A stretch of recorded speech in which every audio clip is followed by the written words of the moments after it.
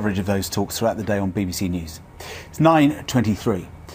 Now, they were called Winston Churchill's secret army, poised to wreak havoc if Germans ever set foot in Britain during the Second World War.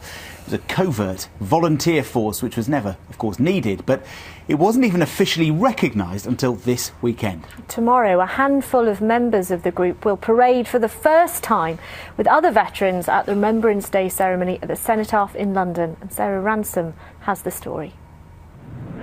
1940. Britain's darkest hour. Europe has fallen to the Nazis. An invasion seems imminent. Now Adolf Hitler stood just as Napoleon had stood more than 100 years before, and looked across the English Channel to the one fighting obstacle that stood between him and world domination.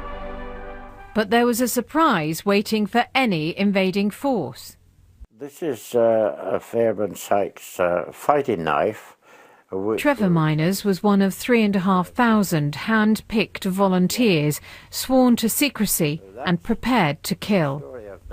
We were also trained in unarmed combat as well, and being with the stiletto knife and everything, how to use it and how to do it quietly.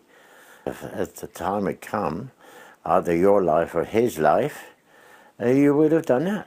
If a Nazi invasion took place, Churchill's idea was that his secret army would hide for weeks in underground bunkers to emerge and wreak havoc. At one of those in Oxfordshire, now restored, historian Tom Sykes is in no doubt just how courageous these men were.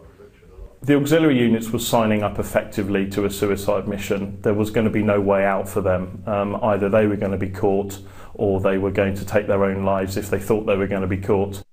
It might not look much like it now, but 70 or so years ago, this was the underground bunker from which Trevor Miners planned to fight back against the Nazi war machine.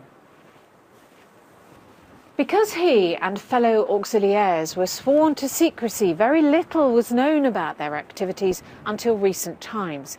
But now their fighting spirit is being officially recognised for the first time, with an invitation to march at the Cenotaph with other war veterans.